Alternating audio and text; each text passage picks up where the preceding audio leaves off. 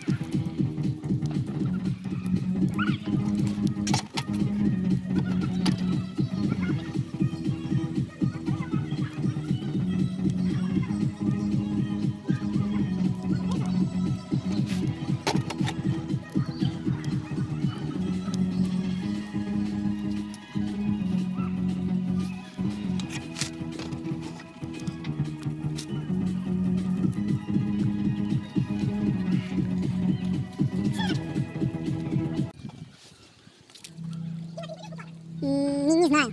А что?